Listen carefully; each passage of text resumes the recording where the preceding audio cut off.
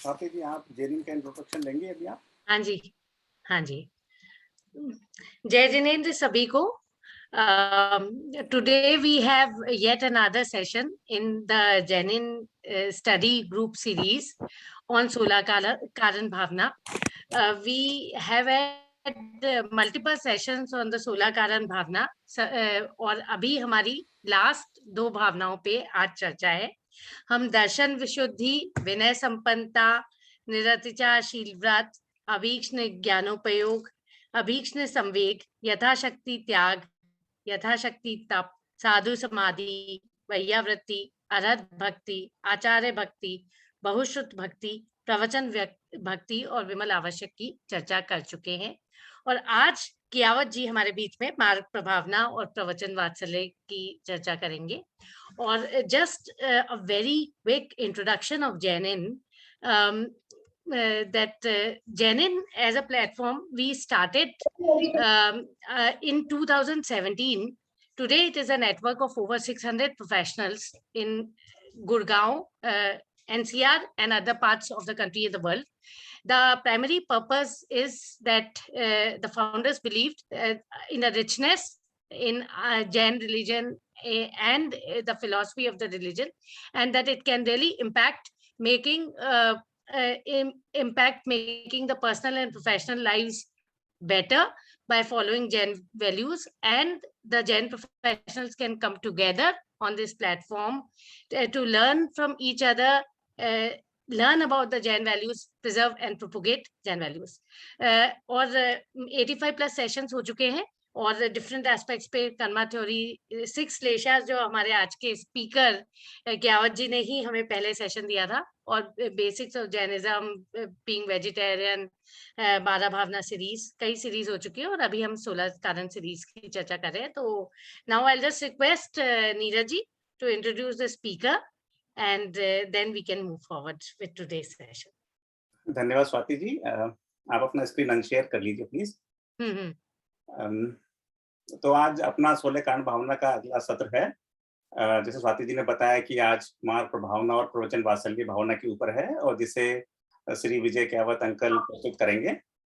विजय Kiyawat uncle के बारे में जितना कहा जाए उतना कम है, पर थोड़ा सा मैं बता दूं। विजय कियावत अंकल ने 1967 में IIT खड़गपुर से मैकेनिकल इंजीनियरिंग में बीटेक किया था। और उसके बाद अंकल 41 वर्षों तक 41 ईयर तक कॉर्पोरेट सेक्टर में कार्यरत रहे। उसमें से अंकल ने 28 साल 28 ईयर CEO लेवल पर काम किया है, और अंकल ने कई सारी मल्टीनेशनल कंपनीज में काम किया है, जैसे नाम है IBM, टाटा, सैंडविक, ड्यूरालाइन। उसके बाद अंकल सन 2008 में ड्यूरालाइन कंपनी से मैनेजिंग डायरेक्टर की पोजीशन से सेवानिवृत्त हुए। और इसके अलावा कियावत अंकल एक बहुत अच्छे चित्रकार भी हैं।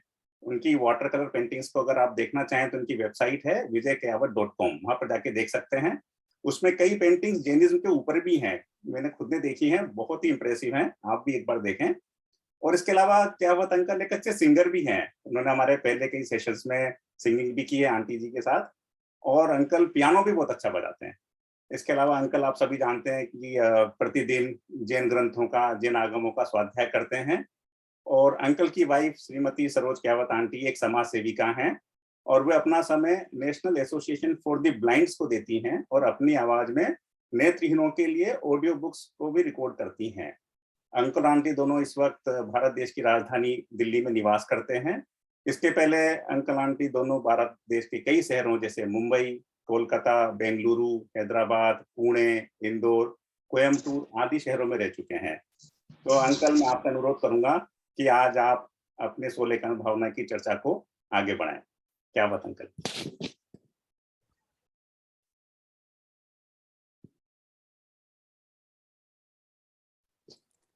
अंकल आप म्यूट पर हैं। अंकल आप शेयर कर लीजिए अपनी स्क्रीन प्लीज।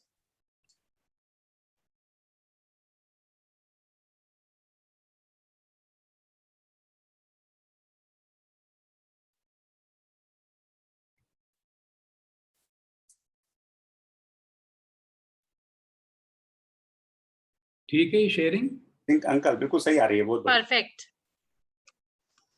तो ये सब श्रोताओं को मेरा जय जिनेंद्र। आज मेरी स्थिति प्रश्न पूछने वाली नहीं है, वक्तव्य देने वाली है, तो थोड़ा डर लग रहा है, क्योंकि प्रश्न पूछने के लिए भी शब्दों को गूंथना पड़ता है और कई बार वो मुश्किल हो जाता है। तो आप समझ सकते हैं कि वक्तव्य देने के लिए कितना मुश्किल होगा, लेकिन मैं कोशिश करूँगा। जेनिन ने जो मंच शुरू किया है उसका मैं बहुत आभारी हूँ, क्योंकि उसकी वजह से मुझे पढ़ने की प्रेरणा मिली। मैं 4-6 हफ्ते से इसके लिए थोड़ा पढ़ा, थोड़ा सुना, थोड़ा चर्चा की और उसके बाद इसकी तैयारी की है। सोलोकारण भावना के बारे में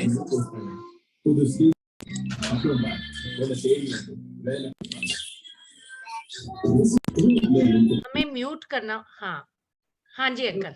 सोलोकारण भावना के बारे में मुझे बड़ी भारी भ्रांति थी। मेरे एक दोस्त हैं और उनकी पत्नी सोलाकारण भावना के व्रत रखते थे।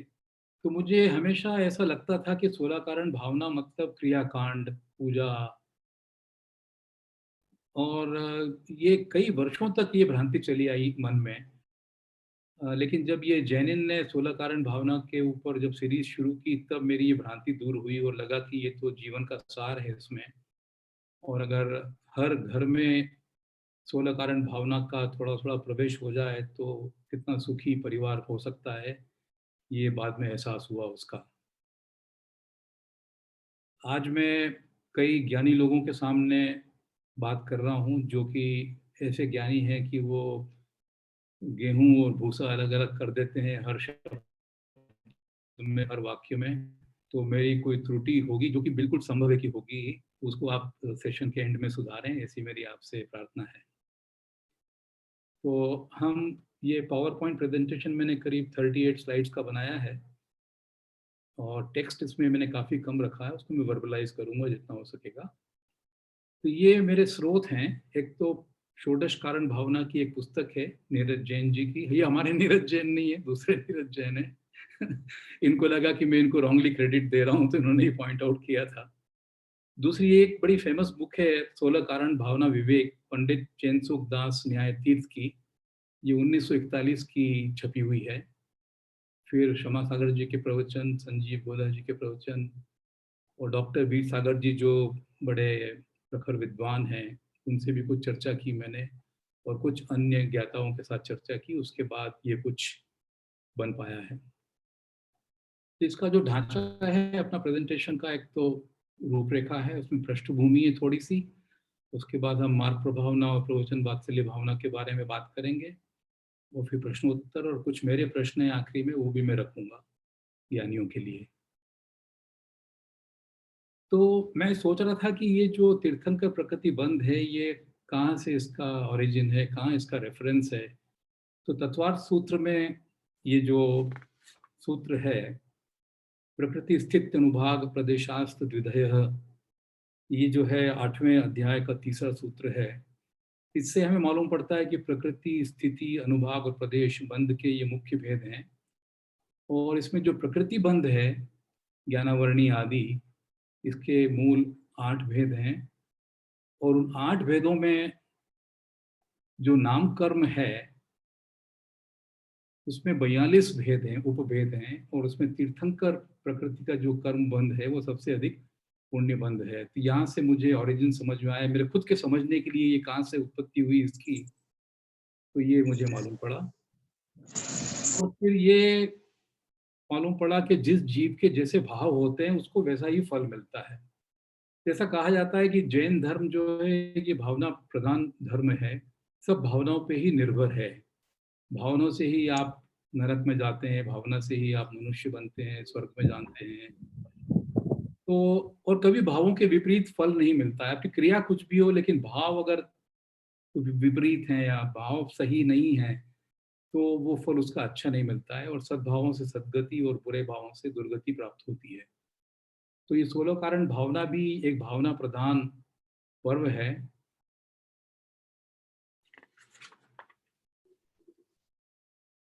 और फिर ये भी सीखने को मिला कि दर्शन विशुद्धि भावना के साथ कोई एक भावना हो तो तीर्थंकर प्रकृति बन सकती है, क्योंकि दर्शन विशुद्धि भावना में आपकी आत्मा की शुद्धि तो है ही, निर्मलता है ही, लेकिन साथ में जीव मात्र का, प्राणी मात्र का, सबका उपकार हो, ये भावना साथ में है। तो ये भावना सम्यक दृष्टि जीव के साथ में अगर हो तो तीर्थंकर प्रकृति का बंध बनने की एक भूमि बन जाती है।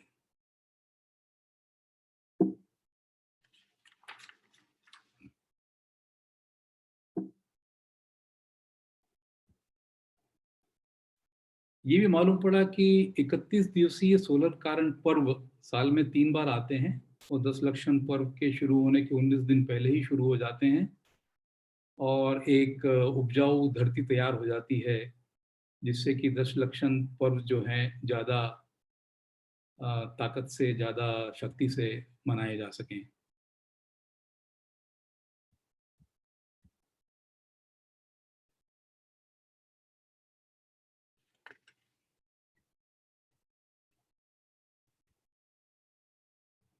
अब हम आते हैं मार्ग, प्रभावना, भावना। इसमें 3 शब्द हैं, मार्ग, प्रभावना और भावना। तो कौन से मार्ग की प्रभावना की भावना करना है, इसके बारे में यहाँ पे चर्चा है। तो कहते हैं कि धर्म प्रभाव करें जे ज्ञानी, तिन शिव मार्ग रीति पिछानी, वत्सल अंग सदा जो ध्यावे, सो तीर्थंकर पदवी पावे। ये 16 कारण भावना पूजा में जो पंडित ध्यानत राय जी की है, उसमें ये जयमाला में आता है। मतलब ये है कि धर्म का प्रभाव जो करते हैं ज्ञानी लोग, वो शिव मार्ग की यानी मोक्ष मार्ग की रीति को पहचानते हैं और वत्सल अंग जो सदा ध्याते हैं साथ में, वो तीर्थंकर पदवी पाने के लिए तैयार हो जाते हैं। अब ये प्रभावना क्या है, मार्ग प्रभावना की भावना क्या है? ये है जैन धर्म का प्रभाव समस्त जनता में फैलाने का उद्यम करना। ये ही मार्ग प्रभावना नामक 15वीं भावना है। और जो मार्ग यहाँ है वो कल्याण का मार्ग है, वीतराग का मार्ग है, स्व पर के भेद का मार्ग है और हर जीव प्राणी के का उपकार हो, वो मार्ग है। तो ऐसे मार्ग को फैलाना जनता में, ये मार्ग प्रभावना नामक भावना है। मेरी भावना में भी एक छंद आता है, घर घर चर्चा रहे धर्म की, दुष्कर दुष्कृत हो जावे, ज्ञान चरित उन्नत कर अपना, मनुष्य जन्म फल सब पावे। मतलब घर घर चर्चा धर्म की रहे और दुष्कृत दुष्कर हो जावे, दुष्कर दुष्कृत हो जावे। ये जो भावना है ये भी मार्ग प्रभावना भावना ही है। और इसमें ये भी भावना है कि सब व्यक्ति अपना ज्ञान है और चरित्र है उसका उन्नत करें और जो मनुष्य जन्म का जो फल है वो पावें।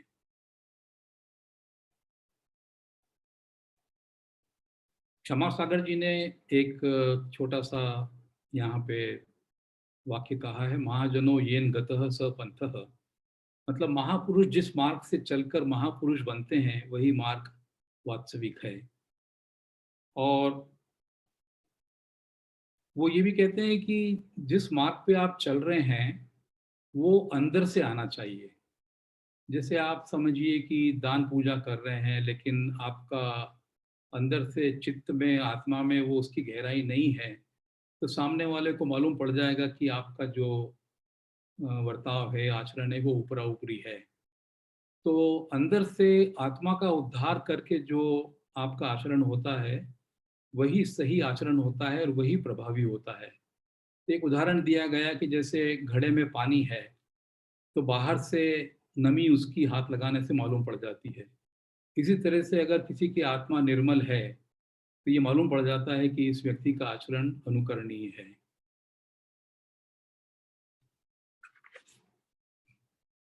एक समंत भद्र स्वामी जी का कथन है कि अज्ञान के अंधकार को दूर करके लोगों को सच्चा ज्ञान देकर जो प्रभावना जिनेंद्र भगवान के मार्ग की हो सकती है वह अन्य किसी प्रकार से नहीं हो सकती। मतलब इसमें प्रभावना ये है कि दूसरे लोगों के अज्ञान को हटाया जाए जो मिथ्या दृष्टि है उसको हटाया जाए, उनको स्व पर का भेद समझाया जाए, जो हमारी कषायें हैं उसको दूर करने का मार्ग दिखाया जाए। तो इस तरह से जो हम प्रभावना करते हैं लोगों की, वो किसी अन्य प्रकार से नहीं हो सकती।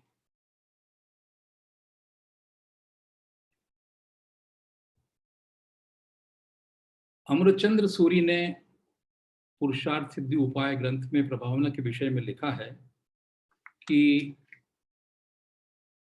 आत्मा प्रभावनीयो रत्नत्रय तेजसा सततमेव दान तपो जिन पूजा विद्यातिशयश्च जिन धर्मः। मतलब इसमें भी आत्मा की प्रभावना पे जोर दिया गया है। मतलब रत्नत्रय से अपनी आत्मा को पहले प्रभावित करो, अपनी आत्मा को निर्मल बनाओ। तो ये एक अंतरंग क्रिया हो गई। उसके बाद बाह्य क्रिया में दान, तप, जिन पूजा, विद्या, अतिशय, ये सब करके जिन धर्म की प्रभावना बढ़ानी चाहिए, ऐसा अमृतचंद्र सूरी ने लिखा है।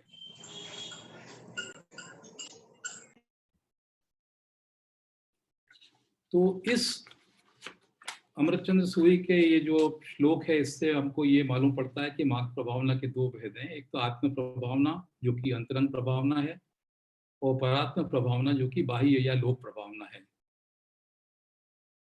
तो अंतरंग की प्रभावना को ही आचार्यों ने प्रभावना कहा है, क्योंकि जब तक आपकी आत्मा निर्मल नहीं होगी, आपका आचरण शुद्ध नहीं होगा, तब तक आप प्रभावना के लिए स्वीकृत नहीं होंगे जनता में। और फिर बाह्य प्रभावना में आप दान करेंगे, उत्सव कराएंगे, दर्शनीय भव्य मंदिर बनवाएंगे, प्रचार करेंगे, अनेक साधनों से जैन धर्म की प्रभावना संसार में फैलाएंगे। ये बाह्य प्रभावना है। सारांश ये है कि सर्व जगत का कल्याण करने वाला जैन धर्म संसार में सब जगह फैले, इसके लिए जो भी अच्छे उपाय हों उनको काम में लेना चाहिए। अब एक ये चुनौती है हम लोगों के लिए कि द्रव क्षेत्र काल के अनुसार मार्ग प्रभावना के बाह्य साधन तो हमेशा बदलते रहते हैं, क्योंकि समाज की क्या परिस्थिति है उसके हिसाब से आपको चलना पड़ता है। लेकिन अंतरंग में जो प्रभावना का साधन है वह तो एक ही है, और वह है रत्नत्रय, और वह है वीतरागता। उसमें कोई फेरबदल नहीं होता है, भले ही कोई से भी काल में आप आ जाएं, लेकिन जो बाह्य साधन हैं वो हमेशा बदलते रहते हैं, और उसके बारे में हम थोड़ी सी चर्चा करेंगे।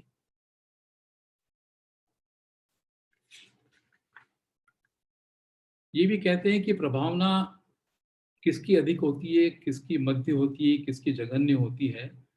तो अनंत देव की संसार में सबसे अधिक प्रभावना होती है। फिर उससे कम जो होती है उनके पद चिन्हों पर चलने वाले जो साधु हैं, महाव्रती हैं, उनसे होती है। और उनसे भी कम प्रभावना गृहस्थ श्रावकों के द्वारा होती, जो कि हम लोग हैं। तो हम लोग जो हैं, हमारे पास समय कम होता है, कई तरह की जिम्मेदारियां होती है, स्वाध्याय बराबर हो नहीं पाता, समय हम दे नहीं पाते समाज को, इसलिए हम प्रभावना बहुत कम कर पाते हैं। लेकिन उस सीमित दायरे में हम क्या कर सकते हैं उसके बारे में कुछ छोटी सी चर्चा है यहाँ पे। तो उसमें कुछ ध्यान रखने योग्य बिंदु है हम लोगों के लिए कि कारण जो हैं, बाह्य कारण, वो हमें थोड़े बदलते रहना चाहिए। नहीं तो हमेशा पुरानी चीज़ों को ही हम पकड़े रहेंगे तो धर्म की उन्नति और प्रभावना नहीं होती है।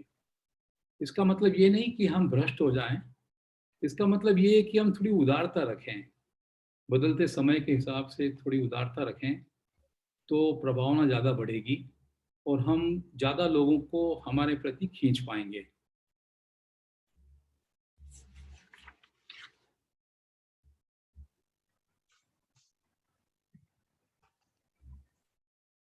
तो इसमें और इसका विस्तार करें तो हमारी जो जिम्मेदारी बनती है, जैसे हम प्रोफेशनल्स हैं, समय कम है, अपने अपने व्यवसाय में या प्रोफेशन में डूबे हुए हैं, तो हमारी एक जिम्मेदारी तो ये है कि अच्छे वक्ता तैयार करें समाज में, अब जैसे जैनिन का जो कार्यक्रम चल रहा है, इसमें वक्ताओं की तैयारी चल रही है, धीरे धीरे वक्ता तैयार हो रहे हैं, और एक ये प्रभावना करने का एक अच्छा कदम है जैनिन की तरफ से। फिर विचारों में उदारता होना जरूरी है हमारे समाज में। जैसे कि पर्यूषण दिगंबर लोग नहीं कहते हैं, श्वेतांबर लोग कहते हैं, और हम लोग दिगंबर लोग 10 लक्षण धर्म कहते हैं।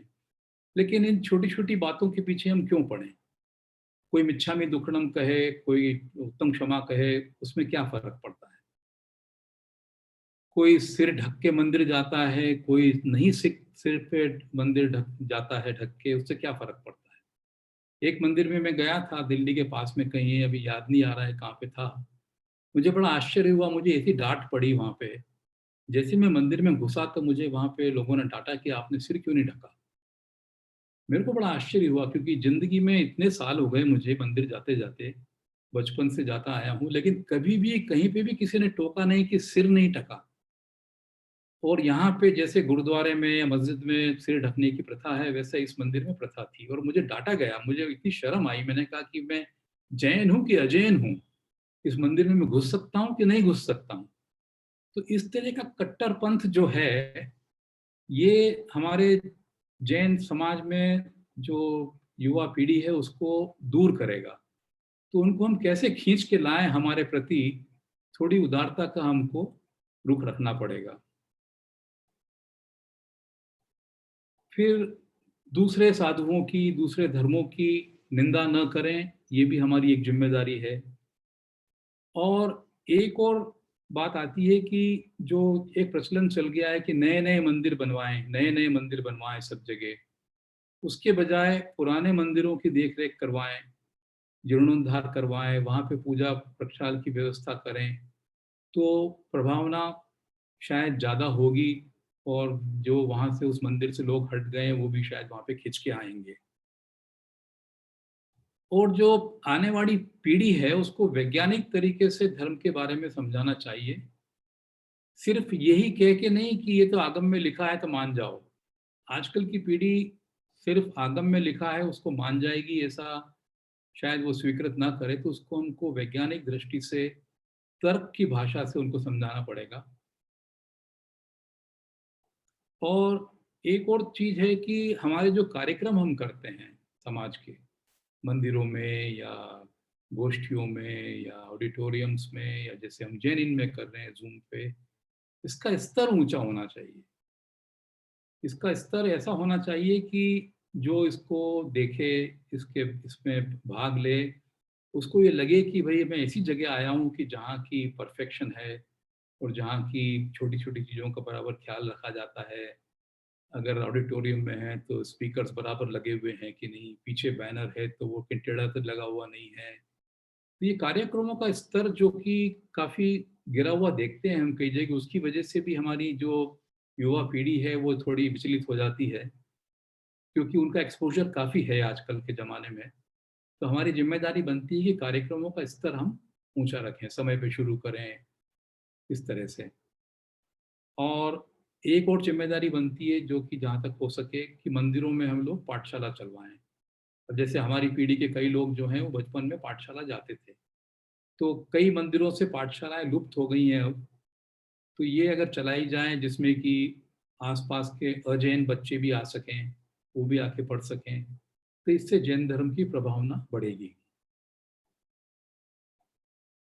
और इस विषय पे गोष्ठी करना चाहिए हम लोगों को, कुछ लंबे समय की एक पूरा केंद्रित चर्चा करके कि मार्ग प्रभावना करने के लिए हम लोग अपने क्षेत्र में कैसे मिलके एक संघ की तरह क्या कर सकते हैं, इसके बारे में हमें चर्चा करना चाहिए, और कुछ उसमें से एक्शन पॉइंट्स निकले हैं उसके ऊपर हमको अमल करना चाहिए। क्योंकि हमारी एक जिम्मेदारी बनती है कि जैन धर्म को बचाना है और इसको बढ़ाना है आगे। नहीं तो धीरे धीरे मार्ग की प्रभावना नहीं होगी तो जैन धर्म धीरे धीरे कम होता जाएगा।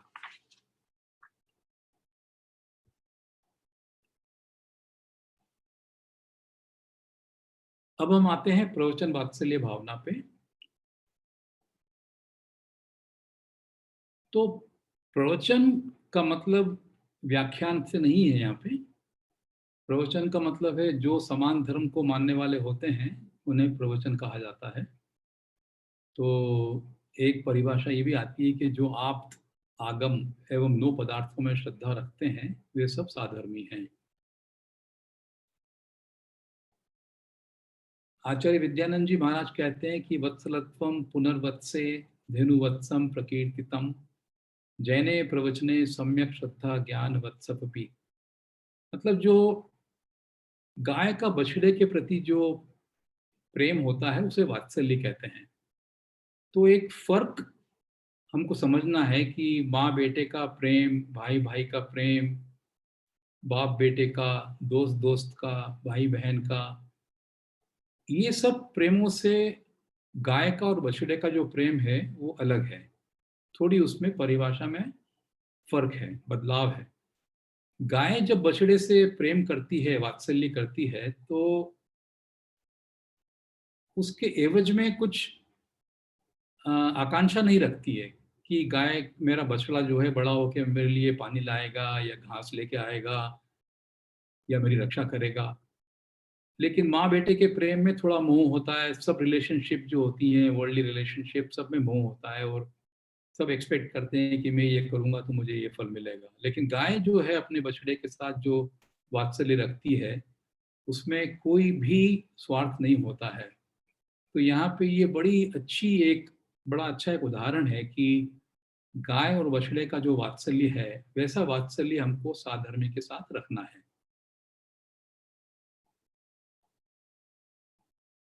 16 कारण भावना विवेक में चिनसुखदास जी न्यायतीत कहते हैं कि स्यात् धर्मा प्रवचनः वात्सल्यम तत्र यद भवेत् धेनुवत्सेव तत्प्रोक्तम वात्सल्यम परमम खलु।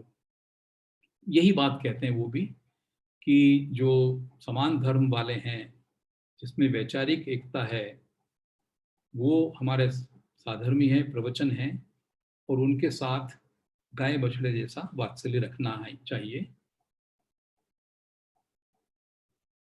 तो जीव मात्र में दया करना असल में सच्ची प्रीति है। और ये वात्सल्यता की असली निशानी है कि कोई भी व्यक्ति है, साधर्मी है, एक विचार वाला है, भले ही एग्जैक्टली सेम विचार ना हो, लेकिन उसकी आस्था वही है जो हमारी है, तो हमारा साधर्मी है, तो उसके साथ हमें प्रीति रखना है। सॉरी, ये थोड़ा गड़बड़ कर रहा है, 1 मिनट।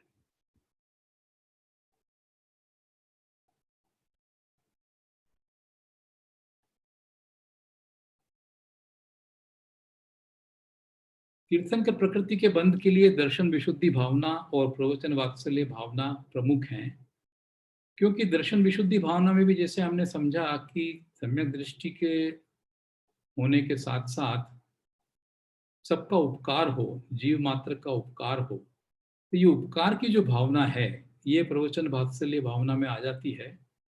तो ऐसा भी इस पुस्तक में लिखा है कि ये 2 भावनाएं जो हैं ये बहुत मुख्य हैं, प्रभावपूर्ण है। हालांकि इसमें कई मत हो सकते हैं इस विचार में, लेकिन ये पुस्तक चैनसुखदास जी लिखते हैं कि दर्शन विशुद्धि भावना और प्रवचन वात्सल्य भावना प्रमुख हैं।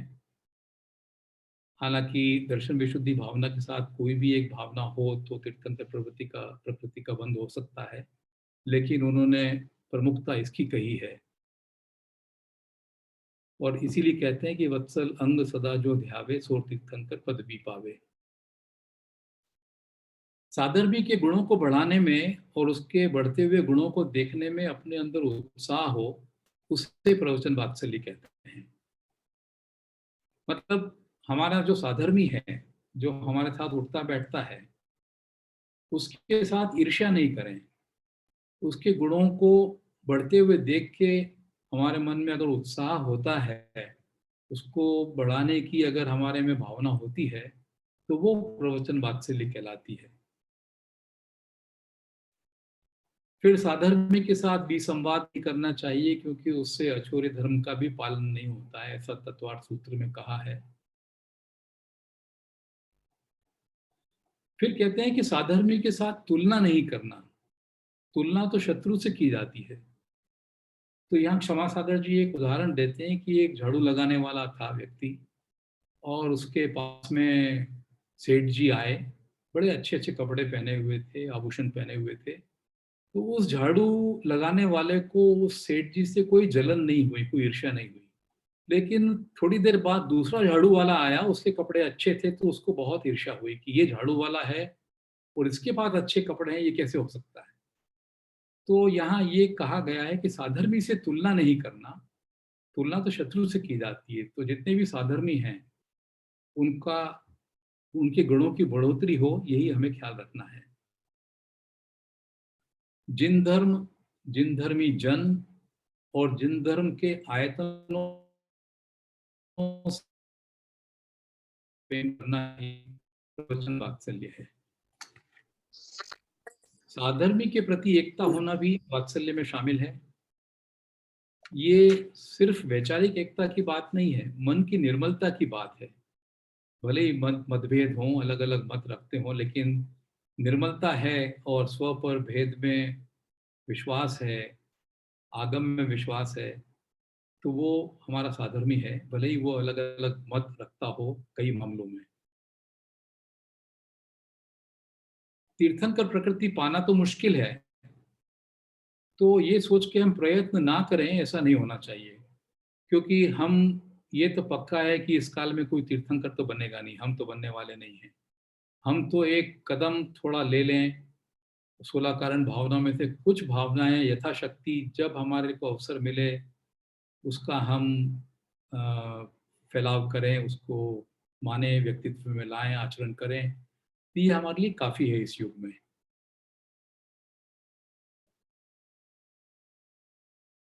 तो ये षोडश कारण भावना सम्यक दृष्टि जीवी धारता है, ये तो बिल्कुल पक्की बात है, ये तो मूल बात है। लेकिन प्रवचन वात्सल्य भी सम्यक जीव ही उत्तम रीति से धारण करता है, ये भी बात पक्की है।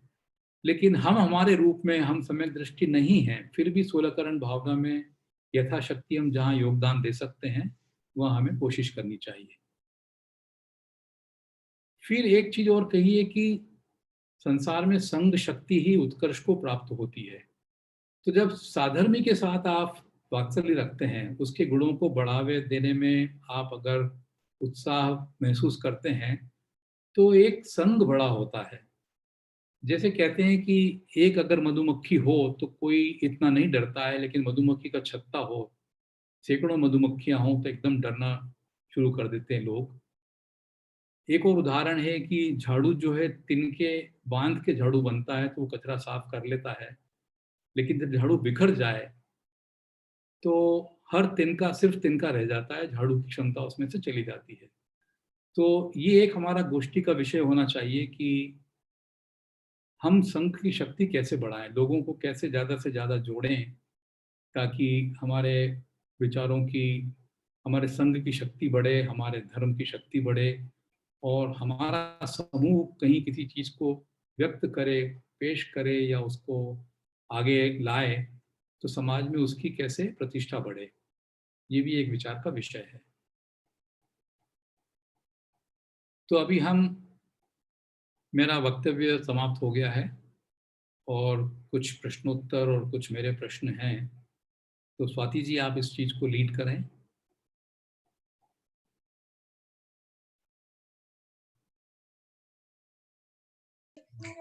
मैं इसका शेयरिंग बंद कर दूं? हाँ जी, हाँ जी।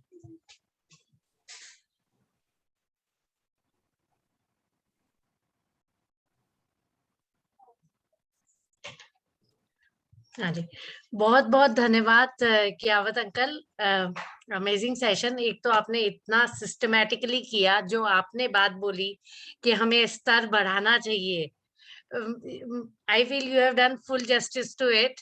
मेरे ख्याल से जैनिन के किसी भी सेशन में शुरू में पहले द टेबल ऑफ कंटेंट्स की agenda, what is to flow, और मतलब जिस तरीके से आपने चालू किया, systematically thought of, and I never expected you will be presenting through a presentation. तो it was just amazing, thank you so much. और हर चीज मतलब इतनी स्पष्टता से, इतनी क्लैरिटी से सामने आई है कि आई थिंक ये जो जो स्पेशली प्रवचन वात्सल्य, मुझे तो उसका मीनिंग भी नहीं पता था, आपसे पता चला कि वात्सल्य वहां पे प्रमुख है, प्रवचन नहीं जो हम समझते हैं। तो बहुत ही क्लैरिटी से समझाया, थैंक यू सो मच। और अभी हमारे बीच में जो विद्वान जन है, मैं उनसे अनुरोध करूंगी, वीर सागर जी हमारे बीच में है। आज हम सभी का सौभाग्य है कि वीर सागर जी है, और मैं वीर सागर जी से रिक्वेस्ट करूंगी कि वो हमें थोड़ी 16 कारण भावना या मुख्यतः इन दो भावना के बारे में हमारा मार्गदर्शन करें। जय जिनेन्द्र। जय जिनेन्द्र, सभी को जय, सभी को जय जिनेन्द्र। और विजय जी को बहुत बहुत अभिनंदन, बहुत सुंदर वक्तव्य था उनका, बहुत अच्छा, बहुत व्यवस्थित, बहुत तरीके से, बहुत अच्छे से उन्होंने सब चीजें समझाई, उनको बहुत बहुत धन्यवाद। मैं वैसे तो कभी अलग से विस्तार से चर्चा करेंगे, बहुत अच्छे अच्छे विषय हैं, लेकिन यही बात खास कहना चाहता हूं कि हमारी समाज में प्रभावना कैसे हो, वात्सल्य कैसे बढ़े, कैसे हमारी समाज की उन्नति हो, इस विषय पर हमारा जैनिन का ग्रुप जरूर थोड़ा सीरियसली विचार करे। मुझे आपसे बहुत उम्मीद है। देखो, यंग पीढ़ी है, मॉडर्न है, तो वो पूरा रिप्रेजेंट कर रही है आज के समय को। और आप लोग, हो सकता है हम लोग पुराने होकर कई बातें नहीं सोच पाते हों, लेकिन आप सोच पाते हों। और नए बच्चों को कैसे जोड़ा जा सकता है। हमारी समाज की संख्या अकबर के जमाने में 4 करोड़ थी। अकबर के जमाने की जनसंख्या का रिकॉर्ड मौजूद है और 4 करोड़ थी। तो आज से 350-400 साल पहले जब 4 करोड़ थे, तो आज हम कैसे आधा करोड़ रह गए, ये क्या हुआ।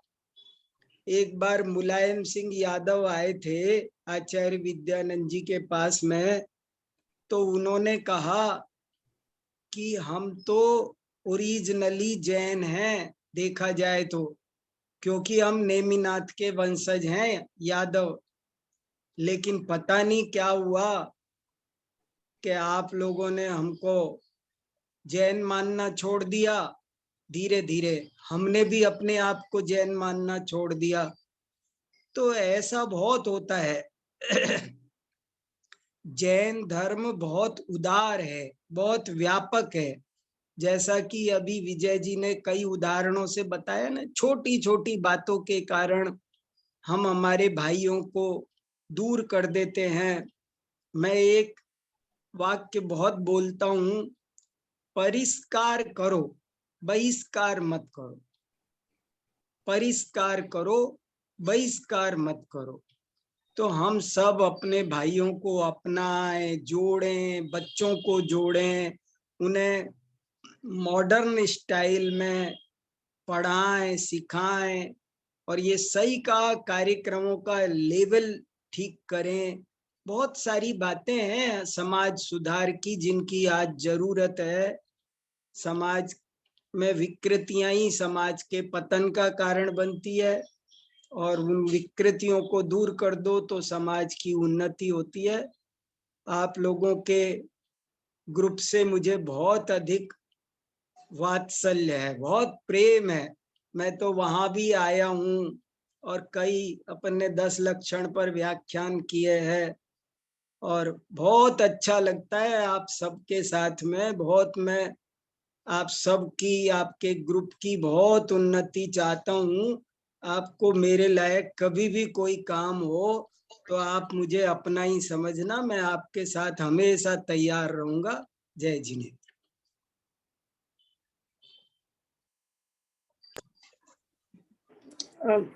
Thank you so much sir, thank you.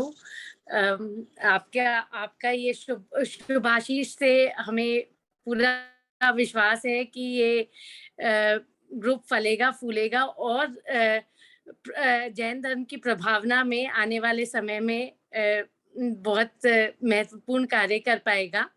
और अभी जो भी प्रोफेशनल्स है इस ग्रुप में फ्रैंकली स्पीकिंग बहुत ही बिजी है, लेकिन फिर भी ये चल रहा है, तो मुझे कोई दिव्य शक्ति ही लगती है कि ये फिर भी चल रहा है। और डेफिनेटली मतलब हमारे को ब्लेसिंग्स हैं आप लोग की, और हमारे जो ग्रुप के मेंटर्स हैं कमल अंकल, वाईके अंकल, उनकी भी बहुत ब्लेसिंग्स है जिनकी मार्गदर्शन से ये ग्रुप चल रहा है। तो मैं अब उनको रिक्वेस्ट करूंगी कि वो भी कुछ ऐड करें आज के सेशन के बारे में। कमल अंकल। अंकल आप म्यूट पे हैं। मैं ये कह रहा था कि ऐड करने के लिए कुछ बचा ही नहीं है। विजय जी ने इतना अच्छा प्रेजेंटेशन किया और इतना व्यवस्थित था कि उसमें कोई कुछ जोड़ने के लिए नहीं बचा। और उन्होंने सबसे बड़ी बात यह है कि कुछ हमारे सामने ऐसे प्रश्न रखे हैं, ऐसी चुनौतियां रखी हैं कि जिन पर हमें आगे भी बहुत विचार करना पड़ेगा और काम करना पड़ेगा कि कैसे हम नई पीढ़ी को इसके जैन धर्म के मूल सिद्धांतों के प्रति और जैन धर्म के जो आचरण के परंपराएं हैं उनके प्रति उत्साहित कर सकें। क्योंकि एक सामान्य एक भावना हो गई है कि ये बातें जो हैं ये आज के परिप्रेक्ष्य में संगत नहीं रह गई हैं और इसकी प्रासंगिकता समाप्त हो गई है। तो इसको दूर करना है हमें, इस भ्रांति को, और उस भ्रांति को दूर करने के लिए जो तरीके अपनाए जाने चाहिए वो अवश्य ऐसे होने चाहिए कि जो हमारा जो टारगेट ऑडियंस है उसके लिए ग्राह्य हो, उसको स्वीकार्य हो। तो ये एक बड़ी भारी चुनौती है जिस पर कि हम लोगों को चिंतन करना है और मिलजुल कर उस पर काम करना होगा। एक दो चीजें हैं जिन्हें मैं थोड़ा पूरक के रूप में यानी सप्लीमेंट करना चाहूंगा। एक तो ये कि मार्ग का मतलब क्या होता है? मार्ग का मतलब ये होता है कि जो हमें हमारे लक्ष्य तक पहुंचा सके, वो मार्ग होता है।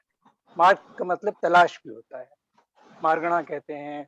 तो उसमें जब आप किसी को ढूंढते हैं तो फिर कहाँ ढूंढें, उसको मार्ग कहते हैं। तो एक तो मार्ग का ये अर्थ हुआ, और प्रभावना का मतलब क्या हुआ कि उसको प्रकाशित करना, उसको प्रकट करना और उस पर उद्योत करना। तो ये दोनों चीजें हैं कि मार्ग क्या है और उस पर उसको कैसे प्रकाशित किया जाएगा। तो इन दोनों को जब हम कंबाइन करते हैं तो वो मार्ग प्रभावना होती है। उसमें विजय जी ने बहुत अच्छी तरह से उसको हैंडल किया है और इसमें और मैं फिर इसमें और कुछ नहीं कहना चाहूँगा। लेकिन ये बहुत आवश्यक है इसमें कि अंतरंग प्रभावना ही मुख्य है और बाह्य प्रभावना उसके अपेक्षाकृत गौण हो जाती है। पर इसका ये अर्थ नहीं है कि उसका महत्व नहीं है, उसका भी महत्व है। पर अगर जैसे कि दान करना है या कुछ और आप मंदिर निर्माण करा रहे हैं या कोई बड़ा भारी अनुष्ठान करा रहे हैं, पर अगर वो निर्मलता के साथ नहीं है, आंतरिक निर्मलता के साथ नहीं है, संक्लेश पूर्वक है, अहंकारवश है, यश ख्याति की लालसा से है, तो फिर उससे प्रभावना नहीं हो। इस बात का हमें बराबर ध्यान रखना है कि आंतरिक निर्मलता को कि बाह्य प्रभावना के लिए भी उसकी आवश्यकता है। उसको आप कभी अलग नहीं कर सकते, वो बिल्कुल इनसेपरेबल उसका कॉम्प्लीमेंट है। तो इसमें इसलिए ये कहा गया है इसमें कि प्रभावना के प्रयास से अधिक आवश्यक ये है कि आपका कोई भी कार्य, कोई भी आपका आचरण ऐसा न हो कि जिससे मार्ग की अप्रभावना हो। अप्रभावना न करना प्रभावना करने के प्रयास से भी अधिक आवश्यक है, क्योंकि ये तलवार की धार पर चलना होता है। तो तलवार की धार पर चलने में अगर आपका जरा सा भी कहीं पर पैर मान लीजिए लचक गया तो गड़बड़ हो जाएगा। उस पर अधिक ध्यान देना है, प्रगति उस पर फिर अपने आप होने लगी, अब प्रभावना न होने पर। ये बहुत इंपॉर्टेंट इसमें एस्पेक्ट है। प्रवचन की परिभाषा दी थी विजय जी ने, तो उसमें ये आवश्यक है इस पहलू पर बल देना कि प्रवचन का मतलब होता है कि आगम, सिद्धांत और जो उसका निरूपण है, द्वादशांग प्रवचन, प्रकृष्ट वचन, ये सब उसमें आ जाता है। द्वादशांग में और सिद्धांत में जो स्थित हैं, चाहे वो देशव्रती हो या महाव्रती हो या असंयत सम्यक दृष्टि भी हो, वो भी सब प्रवचन है। तो जब हम प्रवचन वात्सल्य कहते हैं तो उन सभी के प्रति हमारा, जैसे गाय का बछड़े के प्रति निष्प्रिय और निष्काम और निरपेक्ष प्रेम होता है, तो वही हमें उसी प्रकार का प्रेम उन सब के प्रति रखना होता है, तब वो प्रवचन वात्सल्य प्रकट होता है। इसमें बड़ा अच्छा एक शब्द है जो आता है हमारे आगम में अक्सर, अष्ट प्रवचन मात्रिका। ये क्या है अष्ट प्रवचन मात्रिका? इसमें हर एक इसका जो इस समासिक पद का हर एक अंश महत्वपूर्ण है। 8 क्या है? 8, 5 समिति और 3 गुप्तियां, ये मिलके हो गए। प्रवचन क्यों है ये? प्रवचन इसलिए है कि प्रकृष्ट वचन है। और मातृका क्यों है? मातृका इसलिए कि जैसे माँ का अपने वत्स के प्रति स्नेह होता है, प्रेम होता है, उसी तरह से इनके पालन करने से जो रत्नत्रय के धारी हैं वो अपायों से बचते हैं। यानी ये 5 समितियां और 3 गुप्तियां रत्नत्रयधारी मुनियों की रक्षा करने के लिए सतत उद्यत रहती हैं, इसलिए इनको माता का पद दिया गया है। इससे हमें अनुमान होता है कि प्रवचन वात्सल्य में प्रवचन का क्या अर्थ है और वात्सल्य का क्या आशय है। बस मेरे ख्याल में इतना पर्याप्त है, और अगर आगे कभी कोई प्रसंग होगा कि जिसमें मैं कुछ जोड़ सकूंगा तो मैं वो करूंगा। पर कुल मिलाकर बहुत ही विलक्षण आज की प्रस्तुति रही, और मैं आशा करता हूँ कि आने वाली प्रस्तुतियां जो होंगी वो भी इससे बहुत लाभान्वित होंगी। Thank you so much Jaspal uncle. YK uncle. जय जिनेंद्र। आज भैया का मैंने नया रूप देखा, क्यावत जी का। हर उसमें ये अटेंड करते थे शुरू से आखिर तक, बड़े चुपचाप शांत बैठे रहते थे। कभी कभार एक आध प्रश्न पूछते थे, अदरवाइज। पर आज कारण समझ में आया कि आज तो उनका स्रोत फूट रहा था, एकदम ज्ञान का झरना बह रहा था। तो दिल्ली में शायद ये कारण होगा, भाभी जी बगल में बैठती थी, आज वो शायद नहीं दिखी, इसलिए भैया का वो स्रोत फूट गया। मैं सही बोल रहा हूँ भैया जी? और बहुत प्रभावित किया भैया ने आज। मैं कुछ चीजें पढ़ रहा था इसके बारे में। एक तो विधान आदि के बाद में जो शोभा यात्रा निकाली जाती है वो मार्ग प्रभावना का एक अंग है, पर उसमें एक पहलू बहुत अच्छा उन्होंने बताया कि इसमें द्वार दर्शन होते हैं। ये मेरे लिए नई चीज थी कि जो शोभा यात्रा निकाली जाती है उसमें उन लोगों को द्वार दर्शन होते हैं, प्रभु तुम्हारे द्वार पे आके दर्शन देते हैं, जो प्रमादवश विधान आदि ऐसी धार्मिक क्रियाओं में शरीक नहीं हो पाते। तो ये प्रभावना का एक बहुत अलग पहलू है, बहुत सुंदर। दूसरा, 16 कारण व्रत 31 दिन के और 16 कारण भावना 16 दिन की। तो इसका कारण मैंने जब किसी से पूछा तो यही समझ में आया कि प्राय ये व्रत उपवास या एकासन के साथ किए जाते हैं, और लगातार 16 करना संभव नहीं है, इसलिए ये अल्टरनेट डे किए जाते हैं। इसलिए 16 कारण व्रत 31 दिन के होते हैं, जबकि 16 कारण भावना 16। भैया ने एक चीज कही कि दर्शन विशुद्धि के साथ एक और भावना आए तो तीर्थंकर प्रकृति। इसके बारे में भैया से जानना चाहूंगा कि ये सोर्स क्या है, क्योंकि मेरे लिए नई चीज है। मैं तो ये सोचता था दर्शन विशुद्धि होगी तो बाकी चीजें ऑटोमेटिकली आ जाएंगी इसके साथ में। दूसरी एक और भावना होने का कंडीशन शायद नहीं है जो मेरी नॉलेज में, फिर भी भैया चाहें तो इस पर प्रकाश डालें। अगला पॉइंट, धर्म प्रभावना कौन करे? क्या तीर्थंकर, जैसे भैया ने 3 स्टेजेस बताए, सबसे ज्यादा तीर्थंकर, फिर मुनिराज और फिर हम। तो हम लोगों में 2 चीज जरूरी हैं। एक, मेरे पास जितना ज्ञान है मैं वेट ना करूं कि मेरा ज्ञान परफेक्ट हो तब मैं शुरू करूं प्रभावना। जिसके पास जितना है उतना ही वो फैलाना, प्रकाश करना शुरू करे, चाहे वो छोटी टॉर्च हो या बड़ी टॉर्च हो, सैटेलाइट वाली हो, शुरू करे। उसके ये ड्यूटी है, वन ऑफ द ड्यूटी।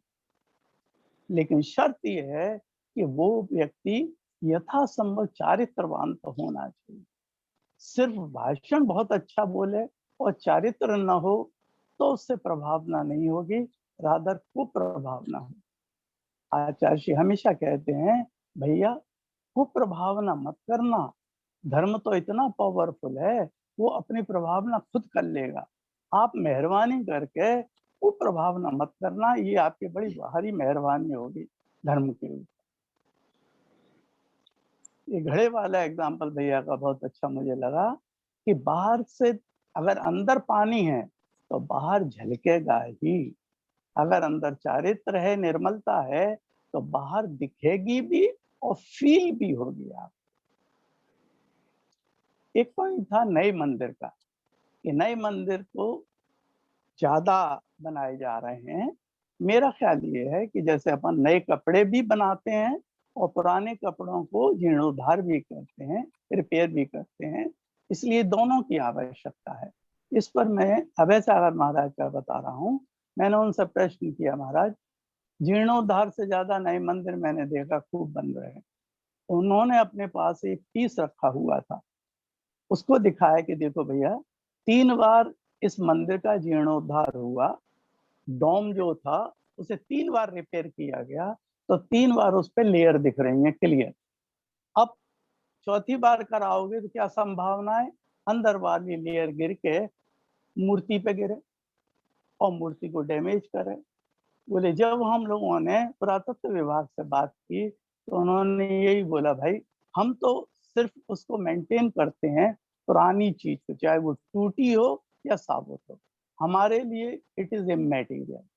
पर हमने उनसे कहा, भैया हमारे लिए बहुत महत्वपूर्ण है कि वो मूर्ति हमारी टूटे नहीं, डैमेज नहीं हो। इसलिए मेरे हिसाब से नए की भी उतनी ही आवश्यकता है जितनी पुराने जीर्णोद्धारों की आवश्यकता है। जैसे हम अपने कपड़े और अपने मकान आज के बारे में बात करते हैं। प्रवचन वात्सल का भैया ने बहुत अच्छा बताया और कमल जी ने उसे ऐड किया। प्रवचन में नॉर्मली कंफ्यूजन हो जाता है। इसमें एक पॉइंट था कि वैयावृत्ति से प्रवचन वात्सल्य और प्रभावना दोनों बहुत होती है। ये वैयावृत्ति बहुत इंपॉर्टेंट पहलू है जिसको आजकल हम लोगों ने कम महत्व देना शुरू कर दिया। एक पॉइंट था विसंवाद, साधारणी भाइयों से विसंवाद। तो इसमें चौर्य का दोष कैसे लगा? भाई चोरी कहाँ की मैंने? तब एक गुरुजन ने ऐसा समझाया कि विसंवाद जब साधारणी भाइयों से तुम करते हो तो उनकी श्रद्धा की चोरी करते, इसलिए चौर्य का दोष लगता है। जो भैया ने एक पॉइंट बोला था उसका। अगला, पंचम काल में तीर्थंकर प्रकृति बंद की मनाही सिर्फ एक आचार्य ने कही है, इसलिए विद्यासागर जी महाराज इसके लिए 2 मत कहते हैं कि तीर्थंकर प्रकृति का बंद पंचम काल में संभव है, एक आचार्य के अनुसार नहीं, और बाकी सब आचार्य इसमें साइलेंट हैं, यानी कि हो सकता है। जैसे कि क्षयोक्षम सम्यक दर्शन, क्षायक सम्यक दर्शन के लिए सारे आचार एक मत हैं, इसके लिए पाद मूल जरूरी है, जो कि आज अवेलेबल नहीं। एक भैया का मुझे ये बहुत अच्छा लगा, संग शक्ति, और उसमें जमात करामात, ये करामात करती है, मुझे अच्छा शब्द लगा, मैंने उल्टे कबे में ले लिया भैया से।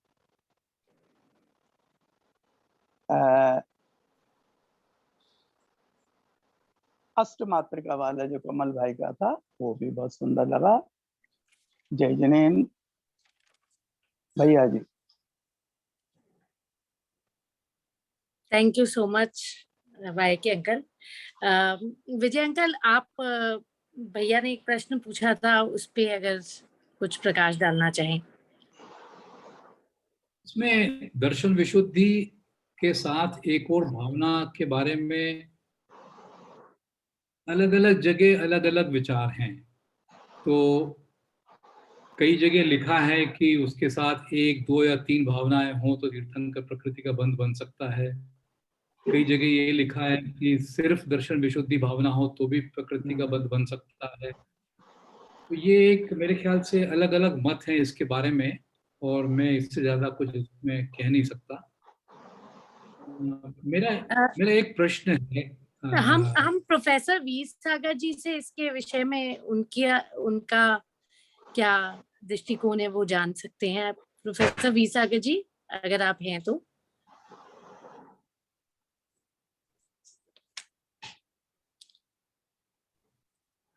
अच्छा, मे बी मैं कुछ निवेदन करूं इसमें। हाँ जी, हाँ जी। कि इसमें जहां तक मैंने पढ़ा है और कुछ प्रामाणिक ग्रंथों को भी मैंने पढ़ा है, तो उससे मुझे तो यही समझ में आया है कि सबसे महत्वपूर्ण दर्शन विशुद्धि है। इसमें तो कोई संशय नहीं है, सभी एक मत हैं इसमें। ये भी स्पष्ट है कि दर्शन विशुद्धि में सारी भावनाएं समाहित हो जाती हैं, क्योंकि उसका स्रोत क्या है दर्शन विशुद्धि का।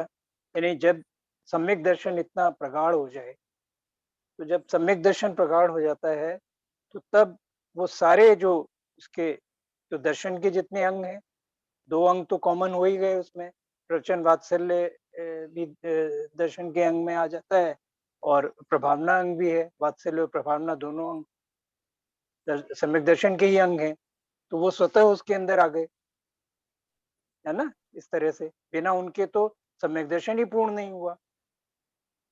तो बाकी सारी भी चीजें उसी से सब डिराइव हो जाती हैं। दूसरी चीज जो बहुत आवश्यक है और जो दर्शन विशुद्धि तो बिल्कुल प्राइमरी चीज हो गई, लेकिन वो अपने आप में सफिशिएंट नहीं होती। दूसरी चीज जो बहुत आवश्यक है वो है कि प्राणी मात्र के लिए, समस्त लोग के लिए कल्याण की भावना होनी चाहिए। वो है मेन ड्राइविंग फोर्स।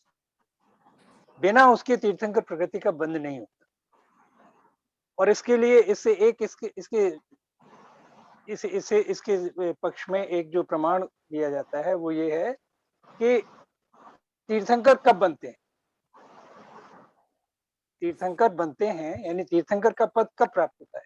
तीर्थंकर का पद प्राप्त होता है 13वें गुणस्थान, केवल ज्ञान होने के साथ। उससे पहले तीर्थंकर नहीं होते हैं, भावी तीर्थंकर होते हैं वो, और उसको नैगम नय के अनुसार उनको कह दिया जाता है कि ये तीर्थंकर है, क्योंकि इन्हें तीर्थंकर होना है, पर तीर्थंकर है नहीं, वो छद्मस्त हैं, है ना। तो छद्मस्त तीर्थंकर नहीं हो सकते। तीर्थंकर तो तब होंगे जबकि वो केवल ज्ञान प्राप्त कर लेंगे। तो केवल ज्ञान प्राप्त करने के बाद क्या होता है, केवल ज्ञान प्राप्त करने के बाद भी उनकी दर्शन विशुद्धि तो बनी रहती है ना, बल्कि और प्रखर हो जाती है। पर तीर्थंकर प्रकृति का बंध हो जाता है, उसके बाद नहीं बंद होता उसका तीर्थंकर प्रकृति का। तीर्थंकर के भी अगर दर्शन विशुद्धि ही उसके लिए पर्याप्त होती तो तीर्थंकर प्रकृति का बंध होता रहता, पर वो बंद नहीं होता है, क्योंकि वो जो राग का एक अंश चाहिए लोक कल्याण की भावना के लिए, वो राग का अंश भी नहीं रहता। तो एक रागांश चाहिए लोक कल्याण की भावना के लिए। तो आप देखेंगे कि जो हमारे आचार्य और हमारे जो व्रती महाव्रती साधु लोग होते हैं, तो वो जब प्रवचन करते हैं, अब मैं प्रवचन दूसरे अर्थ में ले रहा हूँ, या वो ग्रंथों की रचना करते हैं, या वो हमारे कल्याण के लिए कुछ काम करते हैं, तो उनका जो मुख्य लक्ष्य है उससे हटके करते हैं, क्योंकि उनका लक्ष्य तो अपने अंदर जाना है, अंतर यात्रा करनी है, अपने आत्म संवेदना में लीन होना है। तो उससे हटके करते हैं। क्यों? क्योंकि उन्हें हमारे प्रति राग है, भले ही वो राग जो हो वो प्रशस्त राग हो, पर है तो राग। और जब केवल ज्ञान की प्राप्ति हो जाती है तो सब रागांश खत्म होता है। फिर आप कहेंगे कि फिर उनकी दिव्य ध्वनि क्यों खिरती है, जिससे कि हमारा सारा आगम और जिनवाणी सब उसी से बनता है। वो स्वतः खिरती है, उनके प्रयास से नहीं खिरती। वो उनका जो पुण्य का बंध कर लिया है, ये उसका उदय हो रहा है तीर्थंकर प्रकृति का, और वो स्वतः देवध्वनि दिव्य ध्वनि इनकी खिर रही है, वो उसे कंट्रोल नहीं करते। तो यानी मेरा इतना सब एलेबोरेट ये एक्सप्लेनेशन देने का आशय ये था कि लोक कल्याण की भावना, जो दूसरी भावना की बात हो रही है, जो कि 16 कारण में शामिल नहीं होती है, वो लोक कल्याण की भावना है, उसकी अनिवार्यता है।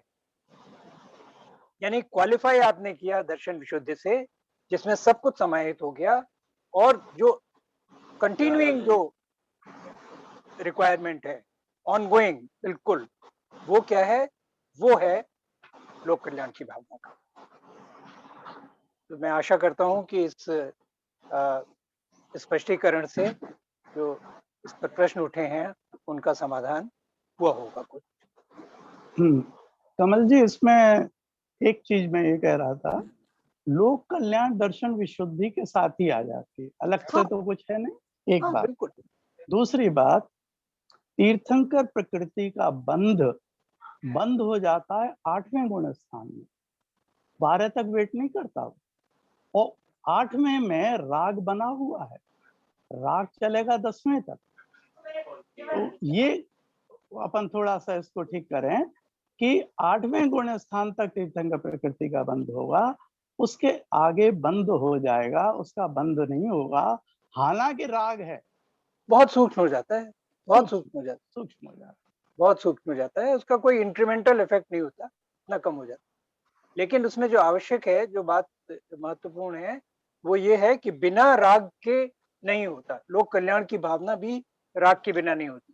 तो दर्शन विशुद्धि में भी जो लोक कल्याण की भावना है, वो वाला अंश उसमें फिर बैकग्राउंड में चला जाता है, क्योंकि फिर दर्शन विशुद्धि में तो सब अंतर्मुखी हो गया, पराकाष्ठा में दर्शन विशुद्धि के अंडर में ही आ गया। हाँ, सब उसी के अंदर आ गया।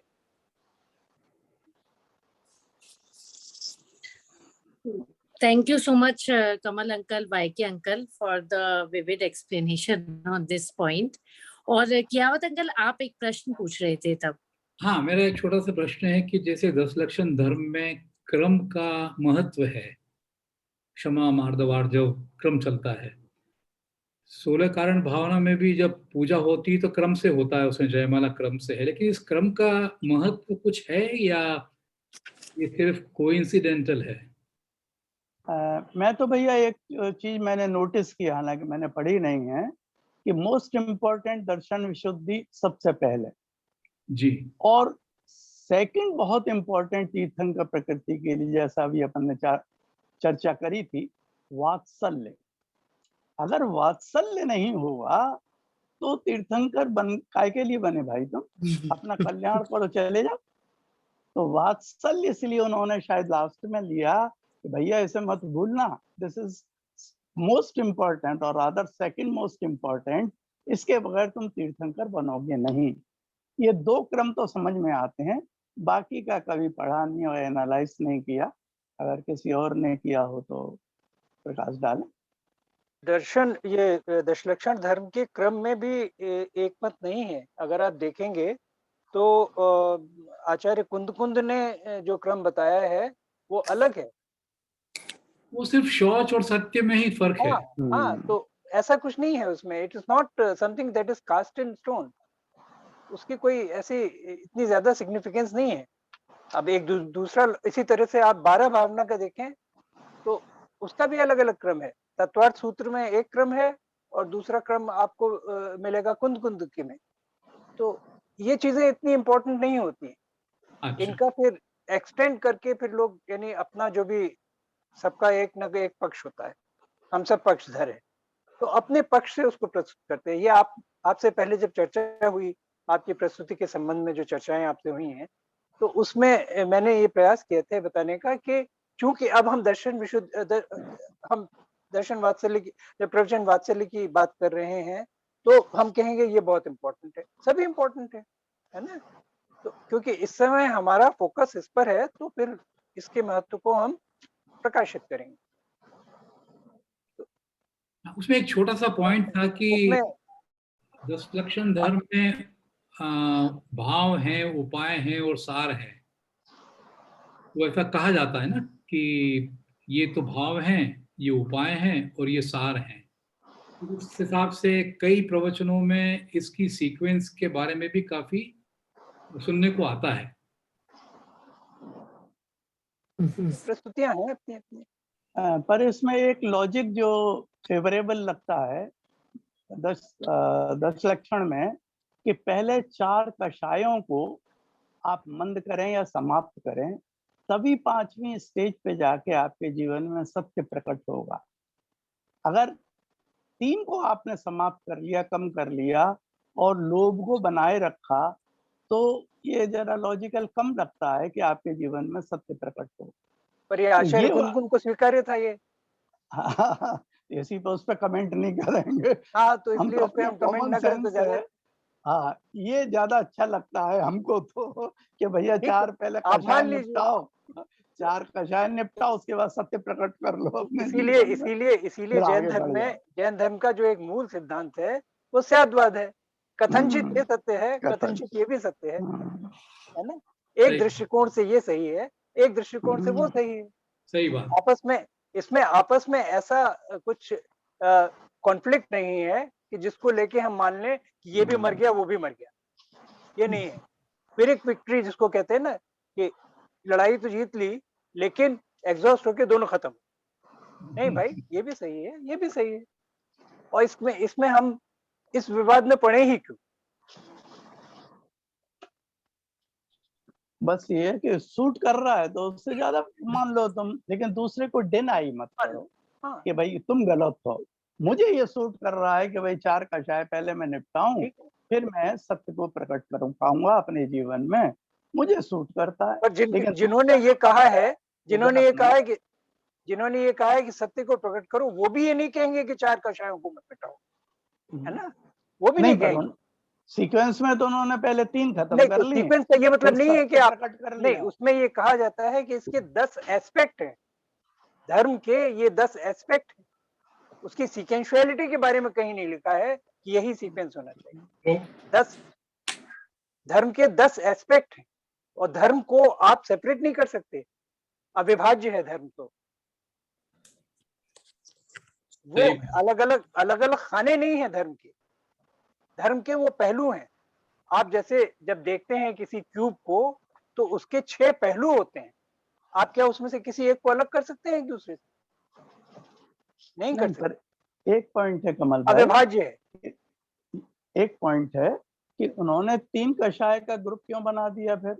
कोई अरे ग्रुप नहीं भैया बना। एक कषाय पहले कर देते, दूसरी कषाय 10वें पे कर देते, बीच में 5वें पे तीसरी कषाय कर देते। तो इससे ऐसा लगता है कि पहले कषाय अपन को जोर देना चाहिए कि कषाय की मंदता बहुत जरूरी है, जो कि आगे भी अपन कई जगह देखते हैं।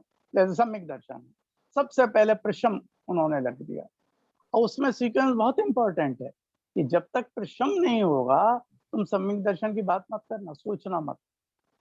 उस एंगल से मुझे लगता है कि ये मेरे जैसे लोगों के लिए बड़ा असेंशियल है कि भैया पहले अपनी कषायों पे जोर दो, उसके बाद में फिर तुम सत्यवती की बड़ी बड़ी बातें कर लेना। ये प्रशम का क्या मीनिंग हुआ अंकल? कषायों की मंदता, तो हम बहुत बार डिस्कस शांत कर चुके करना, हैं स्वाति जी। उन्हें शांत करना।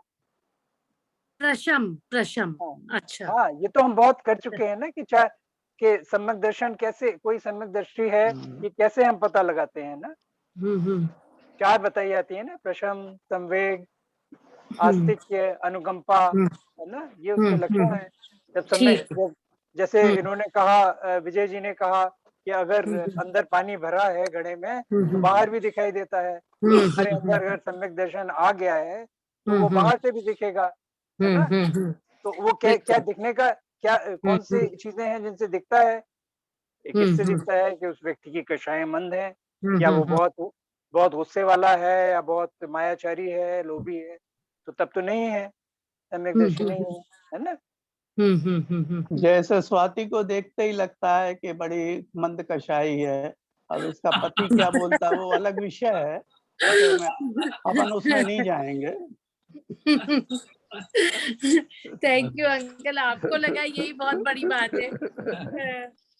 तो अब किसी के कोई प्रश्न है तो हम अब प्रश्न ले सकते हैं। स्वाति जी, एक मेरा सवाल है माइक अंकल और कमर अंकल के लिए। अपनी ये क्रम की बात चल रही है, सीक्वेंस की, तो अगर अपन कषायों की बात करते हैं, 4 कषाय हैं, क्रोध, मान, माया, लोभ।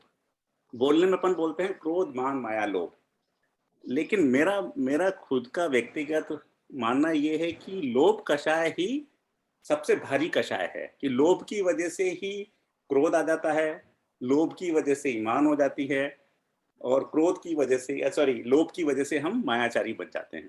तो मैं दोनों अंकल से पूछना चाहूंगा कि उनका क्या विचार है कि कौन सी कषाय सबसे ज्यादा भारी है, या सभी बाकी कषायों को उत्पन्न करने वाली है? नहीं, आपका पॉइंट तो सही है बंधु कि लोभ बहुत भारी है, इसीलिए वो 10वें गुण स्थान तक चलती है।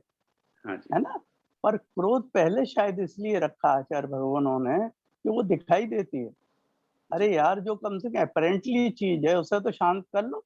है लोभ तो अंदर का मामला है, इंटरनल है, उसको काबू में लाना बहुत कठिन है। अपने चाणक्य का वो था ना कि खिचड़ी के बाहर वाले पेरिफेरी को पहले खाना शुरू कर, सेंटर में हाथ डालेगा तो हाथ जल जाएगा। तो ये जो अंतरंग वाला मामला है वो अंतरंग लोभ है, उसको अभी जरा टच मत करना, उसकी तुम्हारी काबिलियत अभी नहीं है। पर क्रोध को तो कर लो, दिखाना तो बंद करो यार, है ना। मान, उसके बाद मान दिखाई देता है, मान को तो कम करो, चाहे अंदर रखे रहना तुम, है ना। तो भाई इसीलिए उसमें तो एक समस्या खड़ी हो जाएगी कि क्रोध तो आप दिखा तो नहीं रहे बाहर से, लेकिन मन में क्रोध भरा हुआ है, तो मायाचारी हो गई वो तो।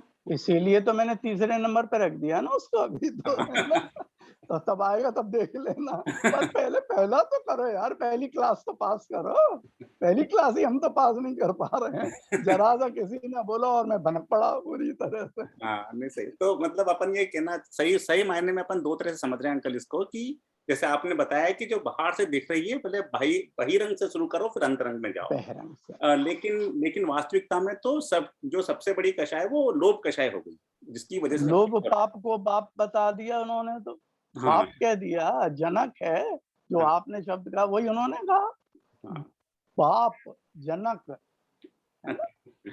लेकिन कठिन बहुत है, इसीलिए देखिए अपन जब उसकी बात करते हैं परिग्रह की, तो पहले क्या कर्म रखते हैं? बाह्य, फिर अंतरंग पे आएंगे।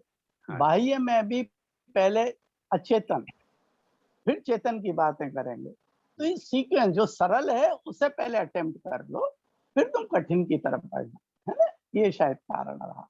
बिल्कुल। और एक मेरा और एक मैं इसमें कुछ कहना चाहूंगा। हाँ जी, कमल अंकल। हाँ, ये कोई से उसके विरोध में नहीं है जो योगेंद्र जी ने कहा। सप्लीमेंट में करना चाहता हूँ कि क्रोध, ये लोभ सबसे कठिन है, इसका पूरी तरह से निराकरण करना, इसीलिए 10वें गुण स्थान तक इसकी सत्ता रहती है। और ये सब कषायों का जनक भी है, इसीलिए उसको पिता कहा जाता है कषायों का। लेकिन मनुष्य पर्याय में सबसे घातक मान, सबसे अधिक जो पाया जाता है, जो प्राचुर्य है, जो बहुलता है, वो मान कषाय की होती है। और मान से भी आप देखेंगे तो मान का जहाँ पर आपकी जो जिसने आपने मान अपना रखा है, उसकी जब हानि होती है तो उससे क्रोध आता है। मान कषाय के कारण आप जो हैं नहीं वो दिखाने का प्रयास करते हैं, तो ये मायाचार होता है। और ये चूंकि समझा जाता है जनता में कि धन होने से या बड़ी बड़ी डिग्रियां होने से या बड़े बड़े पोस्ट होने से मान मिलता है, तो उससे उसकी प्राप्ति के लिए आप हर एक कोई हथकंडा अपनाने लगते हैं, तो तब वो लोभ होता है। तो मान से भी आप डिराइव कर सकते हैं कि और कषायों को वो जन्म देता है। और चूंकि मनुष्य पर्याय में सबसे अधिक जो कषाय की प्रचुरता होती है वो मान कषाय की होती है। जैसे कि हर एक पर्याय के साथ जोड़ा गया है, देव पर्याय में लोभ, नारकी पर्याय में क्रोध और तिर्यंश पर्याय में मायाचार। तो वो उसमें गति के अनुसार, में आयु के अनुसार उनकी एक प्रधानता होती है कषायों की। तो इसलिए मनुष्य की जो हमारी पर्याय है उसमें हमें अपने मान कषाय पर संयम पाने का प्रयास विशेष रूप से करते हैं। बिल्कुल सही कहा। मेरे साथ दिक्कत ये है, मेरे साथ दिक्कत ये है कि अब मैं बोल नहीं सकता। अगर बोलूंगा अभी तो कमल कहेंगे मान कषा है तुम्हारी, इसलिए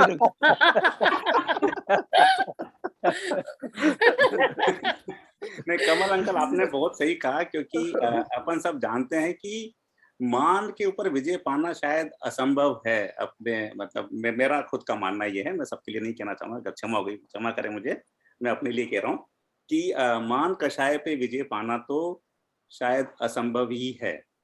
ये मेरा व्यक्तिगत मानना है। और एक छोटा सा और मेरा सवाल नहीं, मैं सुझाव लेना चाह रहा हूँ।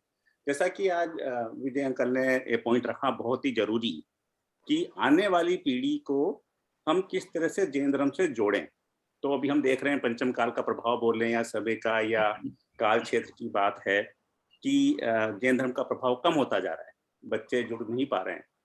मेरा स्वयं का मानना है, मेरा जो भी छोटा थोड़ा सा अनुभव है मेरा अभी तक का, कि शायद जो माता पिता हैं उनकी शायद जिम्मेदारी बन जाती है यहाँ पे कि वो अपने बच्चों को कम उम्र से ही जैन धर्म में रुझान लाने की कोशिश करें। पर कई बार क्या होता है कि माता पिता को भी ज्ञान नहीं होता है, और वो जब तक उनको ज्ञान आता है 40-45 के होते हैं, बच्चे बड़े हो जाते हैं, टीनेजर हो जाते हैं, तब उनको उसमें रुझान डालना थोड़ा सा मुश्किल हो जाता है, क्योंकि उनकी अपनी मान्यता बन जाती है। तो अपन सब बातें तो कर रहे हैं कि ये करना चाहिए, पर क्या क्या कॉन्क्रीट स्टेप्स हो सकते हैं कि अपन इसको करें? क्योंकि अभी मेरा ऐसा कुछ एक्सपीरियंस हुआ यहाँ पे यूके में, 2 बड़े एक्सपीरियंस हुए मुझे भी रिसेंटली।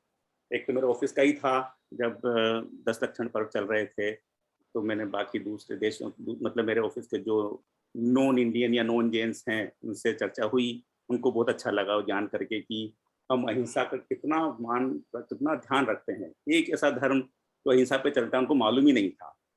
फिर दूसरा एक्सपीरियंस मेरा हुआ कि जो बड़े बच्चे हैं जैन परिवार के, उनके माता पिता थोड़े से परेशान थे कि उनके बच्चे नहीं आ रहे हैं, क्योंकि मैं यहाँ पाठशाला चलाता हूँ। तो मैं एक क्षमावाणी प्रोग्राम में गया था, उन्होंने बोला कि नीरज जी आप बच्चों से बात करें कि वो भी जुड़े। तो जो मेरी बड़े बच्चों से बात हुई जो 18-19 के हो चुके हैं, वयस्क हो चुके हैं, तो उनका पहला ये सवाल था कि आत्मा क्या होती है। तो मैंने उनको ये बोला चलो इस सवाल को मत मानो, इसको छोड़ दो, अपन तो ये देखते हैं कि जैन धर्म अपने जीवन को किस तरह से सुधार सकता है। चलो अपन 4 कषाय की बात करते हैं, 5 पाप की बात करते हैं, अनेकांत की बात करते हैं, क्योंकि ये सब तुम लोग उपयोग में लेते हो पर तुम्हें पता नहीं है। तो मेरा सवाल ये है कि अपन क्या कॉन्क्रीट स्टेप उठा सकते हैं कि आने वाली पीढ़ी जैन धर्म की तरफ जुड़े, या जैन धर्म को पढ़े या समझे। उस मंदिर में जाए, पूजा पाठ करे, वो तो बहुत बड़ी बात हो गई, पर कम से कम समझे तो सही। तो मैं आप लोगों से, क्योंकि आप सबका इतना एक्सपीरियंस है उम्र के हिसाब से भी और ज्ञान के हिसाब से भी, तो आप लोग क्या कहना चाहेंगे इस बारे में? मेरे इसमें 2-3 पॉइंट हैं। एक, पेरेंट्स को खुद संस्कारित होना बहुत जरूरी है और थोड़ा ज्ञान प्राप्त करना बहुत जरूरी है, वरना बच्चे उनके काबू में आने वाले हैं। दूसरा, उनकी संगति पे अपन को थोड़ा ध्यान रखना पड़ेगा। और तीसरा जो मोस्ट इम्पोर्टेंट मैंने जो ऑब्जर्व किया है कि जैसे ही बच्चे बड़े होते हैं उनको मॉडर्न नॉलेज आ जाती है ज़्यादा, जो कि पेरेंट्स के पास नहीं होती, और फिर वो पेरेंट्स को बुद्धू मानने लगते हैं और अपने आप को उनसे ज़्यादा ज्ञानी और अक्लमंद मानने लगते हैं, तो इसलिए वो पेरेंट्स का कहना नहीं मानते। इसका एक उपाय जो मुझे बहुत अच्छा लगता है कि बचपन से ही बच्चों को किसी गुरु से अटैच कर देना चाहिए। गुरु से अटैच होने से क्या होगा, गुरु की महिमा अपन घर में भी और अदरवाइज भी बहुत चलती रहती, उनको कभी बेवकूफ नहीं मानेंगे वो लोग, क्योंकि उनका महिमा मंडल इतना ज्यादा हो जाता है, डे टू डे में उनसे इंटरेक्शन नहीं होता, यदा कदा जाते हैं, उनका कहना मानते हैं, उनसे प्रभावित होते हैं। पेरेंट्स का कहना मानने वाले आज की तारीख में बच्चे बहुत कम हो गए हैं, क्योंकि वो अपने को ज्यादा ज्ञानी और ज्यादा इंटेलिजेंट समझते हैं, और किसी हद तक कुछ है भी कुछ फील्ड में, हाँ जी तो अंकल। उनके काबू में नहीं आएंगे वो। हाँ तो ये जो मैंने ऑब्जर्व किया है, जिन्होंने अपने बच्चों को बचपन से संस्कार दिए, खुद संस्कारित हैं, खुद कुछ ज्ञान प्राप्त किया और उन बच्चों को गुरु से अटैच कर दिया, जी अंकल। यदा कदा फिर उनके दर्शन के लिए ले गए, उनके बारे में बताया, तो मैंने देखा वो बच्चे काफी हद तक अपनी कुसंगति से भी बचे रहते हैं। जी और अंकल। किसी का कोई पॉइंट हो तो हाँ, बताएं। क्योंकि अभी डिस्ट्रैक्शन ज्यादा है, इंटरनेट और सोशल मीडिया की वजह से भी हमारी आने वाली पीढ़ी काफी चीजों पे विश्वास करने लगी है जो कि वास्तव में सत्य नहीं है, तो वो एक बहुत बड़ा इन्फ्लुएंस हो रहा है उनके ऊपर अभी। जी धन्यवाद अंकल।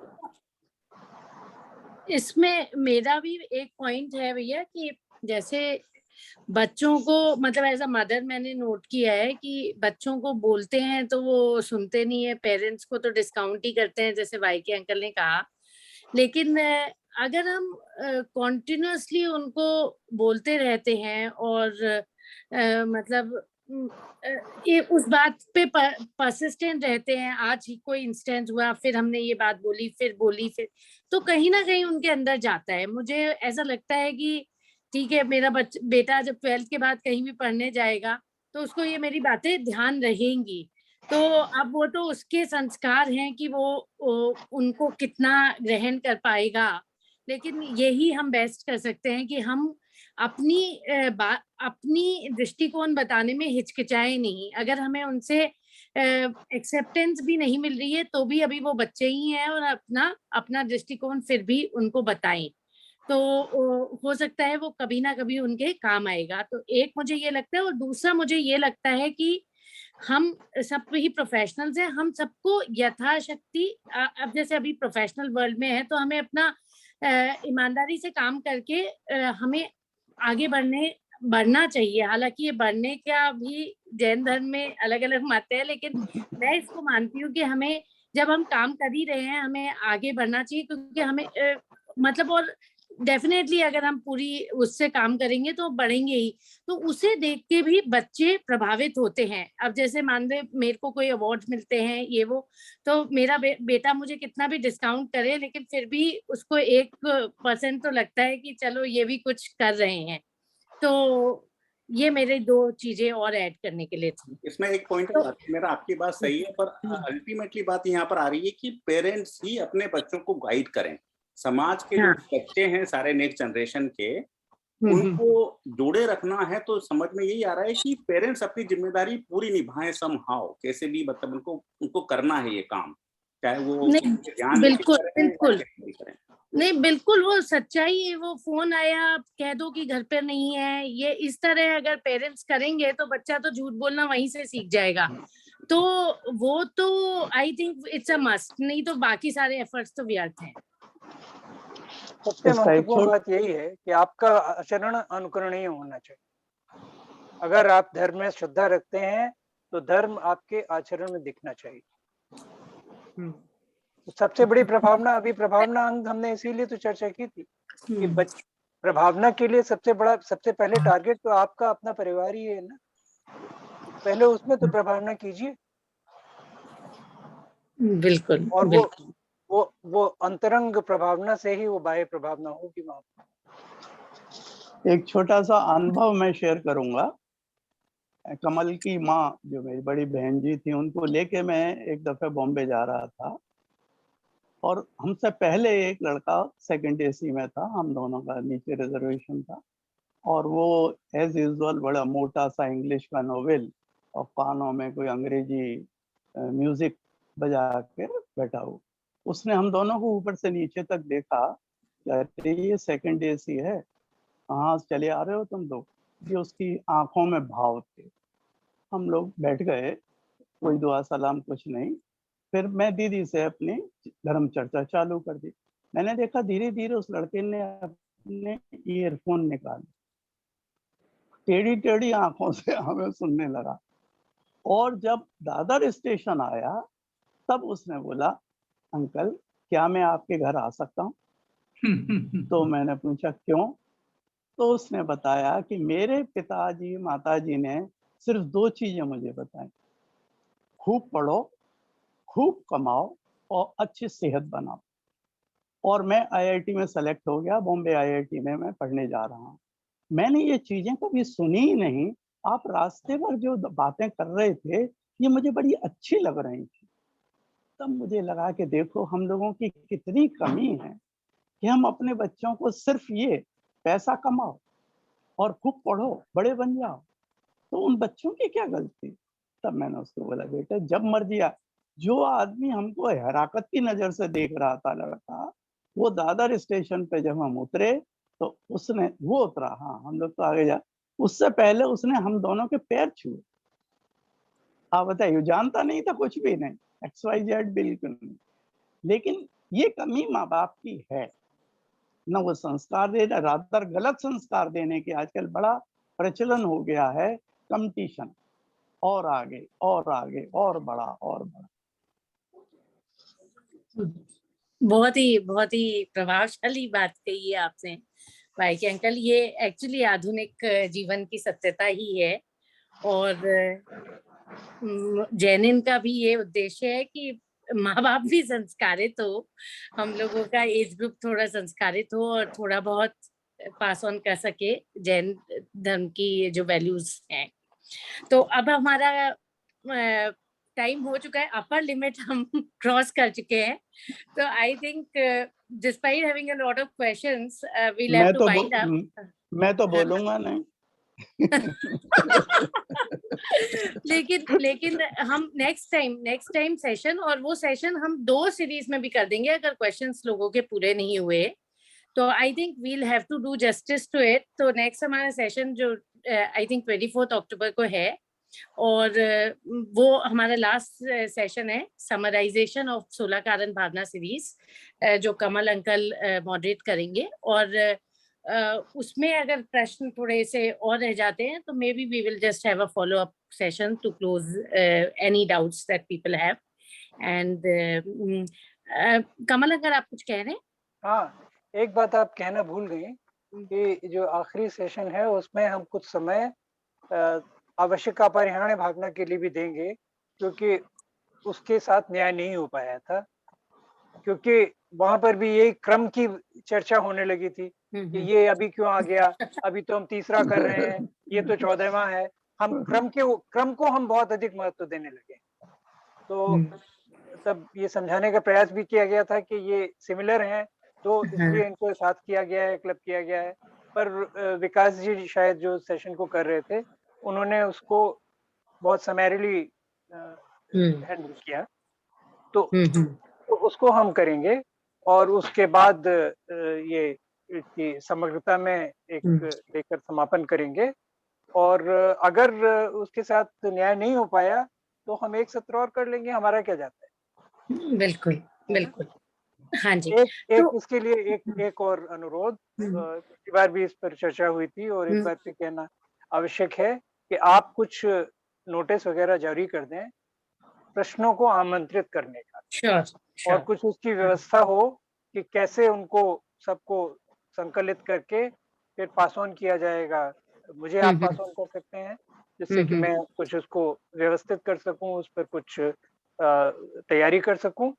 तो इसके लिए आप तीनों ग्रुप्स में नोटिस निकाल दीजिए और फिर उनको कंपाइल करके कम से कम 1 हफ्ता पहले मुझे आप पास ऑन कर दीजिए, जिससे कि मैं उसको हैंडल करूँ। श्योर श्योर, फाइन, बिल्कुल अंकल, ये हम according to the specified time हम करेंगे। और अब हम ये सेशन को एंड करते हैं। I will like to really thank Vijay uncle for such an amazing session. उन्होंने ना केवल इन दो भावनाओं के बारे में बताया, लेकिन इस बारे में विस्तृत चर्चा की कि हम कैसे जैन धर्म की प्रभावना बढ़ा सकते हैं। उन्होंने बहुत ही प्रैक्टिकल पॉइंट्स हमें बताए। मैंने ईच ऑफ द पॉइंट्स लिखा है और हम हमारा ये भरसक प्रयास रहेगा, at least I feel the people who are on the call that they will try to do it as much as possible. और आपने जैनिन को भी तहे दिल से अप्रिशिएट किया। ये जैनिन के सभी कोर मेंबर्स के लिए और सभी मेंबर्स के लिए बहुत ही एनकरेजिंग है। And definitely we will try, और बिल्कुल आई कैन अश्योर कि ये बिल्कुल केवल एक प्योर भावना से और सच में आत्महित से जारी हुआ था। ये स्टार्ट हुआ था कि हमें अपनी आत्मा का उद्धार करना है और जैन धर्म को और जानना है, और हम अकेले क्यों जाने, सभी जाने। तो बिल्कुल भावना तो मेरे ख्याल से पवित्र ही रही है और इसी वजह से ये चल रहा है और इसी वजह से हमें आप सबका मार्गदर्शन भी प्राप्त होता रहा है। तो thank you so much uncle, it was just an amazing session. we can understand, we are blessed to have people like you here, and we hope we'll be blessed in times to come too. Thank you so much. धन्यवाद। Thank you. Jai Jineन्द्र। जय जिनेन्द्र। जय जिनेन्द्र।